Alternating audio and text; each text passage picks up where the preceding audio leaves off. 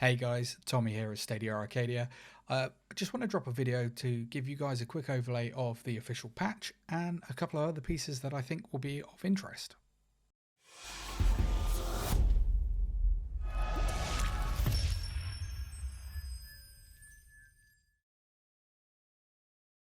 Okay guys, so yesterday you know that we had the official patch 1.45 dropped by the Stadia team. The link to the original post will be in the description below.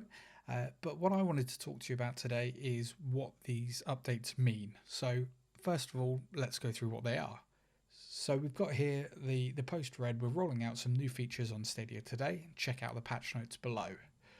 5.1 surround sound on web. We've added support to the 5.1 surround sound when playing games on web. Now, what does this mean? Why are they using the word games on the web? Because as far as we know, Chrome is the only sort of supported browser that you can use to actually access Stadia. But more specifically, why not just say on Chrome? It is the Google de facto product for using the internet as well. So it's a strange wording that they've used, which leads me to think that either perhaps they're going to be supporting more browsers shortly, or they're talking about something more general than just playing on Chrome. Now, I didn't actually know we couldn't access 5.1 surround sound when playing through Chrome. My headset actually mimics 7.1 virtually, and that certainly is able to deliver a certain sense of surround sound still, but it's software engineered. Clearly, this is a more impactful version of that. Now, the next update was on-screen keyboard. You'll now see an on-screen keyboard on web when you have a gamepad connected to Stadia. Now, this is something that I haven't found anybody actually able to see yet since the patch dropped, so that's one thing. Secondly, I'm seeing a lot of people asking, why do we need that? Because if we're playing on the web, the chances are we're going to have a keyboard either physically or on the device we're using anyway. And there aren't many instances where you need to type something other than maybe creating a character and naming them. But again, this I think is something rolling out for future games, whereby the likes of Division 2, because it has crossplay with the PC platform, you can text chat as well as audio chat. And using an on-screen keyboard for some people may just be easier than having to plug in an external keyboard of some variety. But at this stage, it seems like a very unimpactful update. Clearly, there's a reason for it. We just don't know what that is yet. And the third point is mobile connection notifications. You'll see notifications for your connection quality while playing on mobile devices. Now, as a PC gamer, this is something that we've obviously had for a long time. You can see your frames per second, your bitrate, packet loss, all those sorts of things. And I think just more transparency on the multiple devices using Stadia means that the general people can be happier with the information given to them. So for a lot of people, this won't matter. And then absolutely there'll be people that really rely on this data. So that's a really handy thing to have put in. Now, again, I'd just like to say that with this being patch 1.45, we're getting very close to 1.5, which should be a huge step up. That's the halfway through patch 1 and 2. And generally speaking, that means that we're going to have a big update coming very shortly.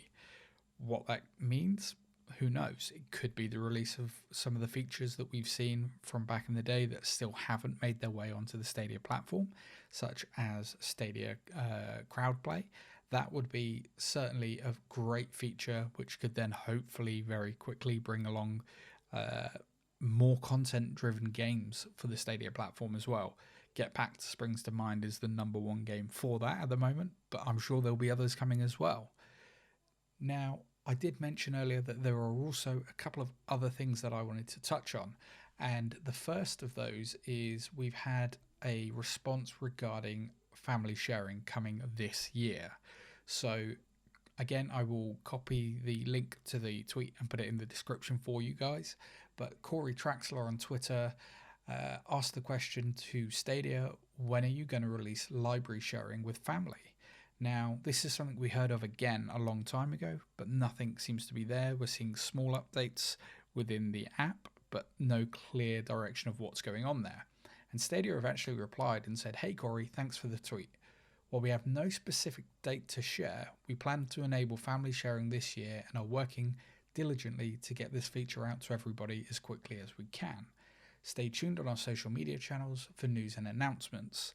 Now, we've had some news surrounding family accounts and sharing previously, with that being that whilst you will be able to share your library of games with people within your family setup, which you have to set up through your Google accounts, we know that multiple people will be able to play different games at once with only one person purchasing them. However, if it's an online multiplayer game, that is not going to allow the two people to play the game at the same time. We don't yet definitively know if that means if it's a single player game, if two people can access it or not.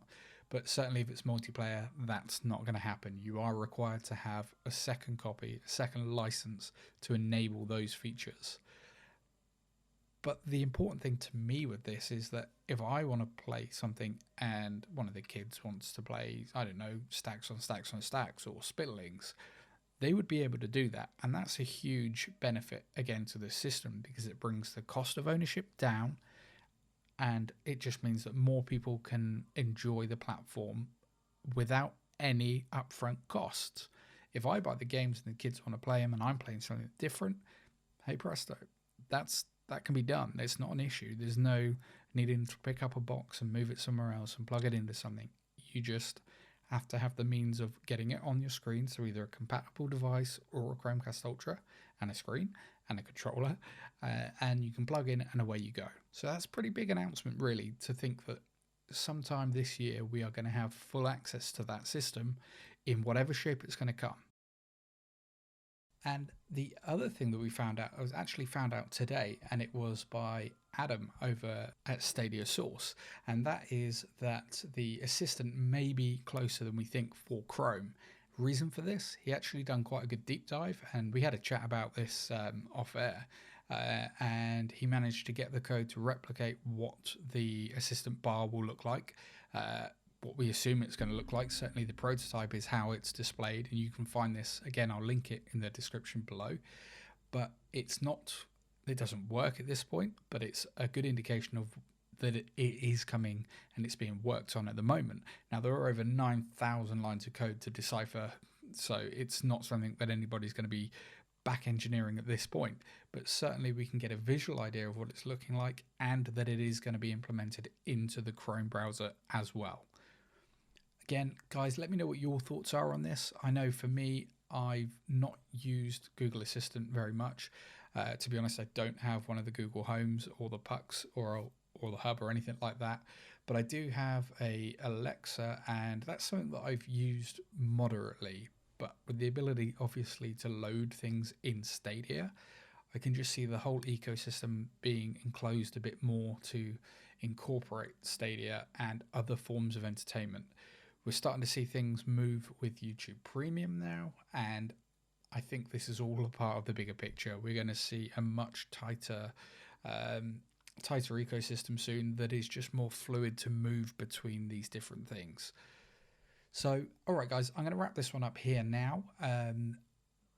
If you can give me a like if you've enjoyed the content, make sure you hit that subscribe button if you haven't already, and hit the bell for notifications of when my content comes out live to you. Now, in terms of getting in touch with me, obviously, you can either leave comments on the video, you can get me on Twitter at Arcadia_Stadia, and finally, check out the stadiasource.com website. I'm part of the editorial team there, but it's not just me. There are loads of awesome guys that are working very hard to make sure that you get your Stadia content before anybody else, and also you have the ability to launch everything from there. You want to go in there, check the news, and then decide you want to play a game. Just hit the game section, find the game you want to play. You can either go into the store and purchase it if you haven't done, or just hit play now and it's going to launch the game for you in another tab. You haven't got to go and type in anything else or do anything. You just hit play and the game's going to load for you. So the other thing that I will touch on quickly is Stadia Super Saturday. We we're having our second big Stadia event, and it's just over a week away. It's going to be next week on the 25th of April. It's going to be bigger and better than the last one. We've got more content creators than we've had last time. We've got different formats. We've got new shows. There is going to be so much, something for everybody without a shadow of a doubt. So make sure, again, you follow all of the socials. I'll put them all in the description below. Thanks very much, guys. See you later.